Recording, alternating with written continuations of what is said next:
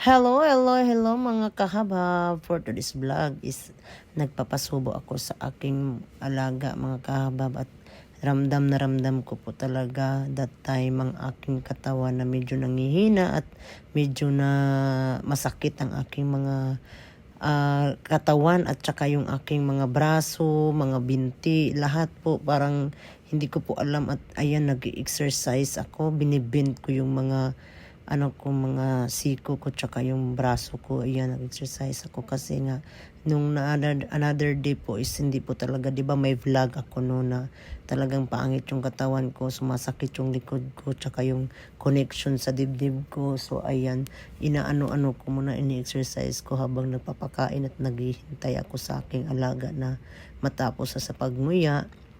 So while po siyang kumakain, so nag-exercise ako, ayan, nagsusubo naman ako. So umiinom naman ako ng gamot that time, pero minsan meron talagang ramdam ko na medyo humina talaga yung aking lakas, kaya ayan, sinasayaw-sayaw ko na lang, inaano ko yung mga binti ko para ma-stretch naman siya.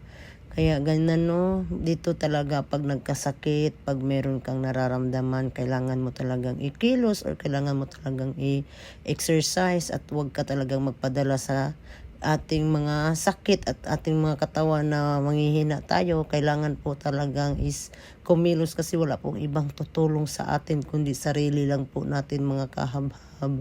Hindi po lahat ay kaya po tayong tulungan. So ayan, ginagawa kong ganyan para hindi po sumakit yung balikat ko, lalong sasakit kasi pag hindi ko kinikilos siya mga kahabab.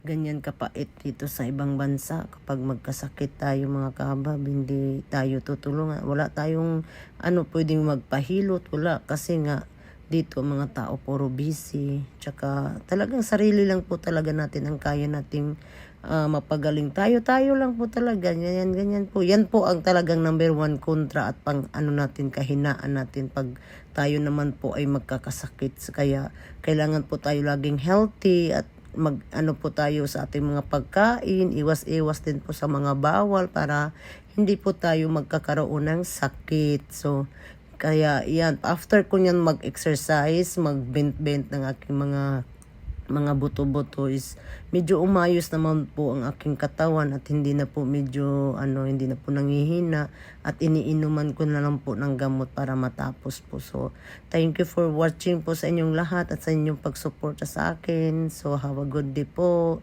Ipagpatuloy ko lang po ang aking laban sa buhay. Laban lang mga kahaba. Bye bye.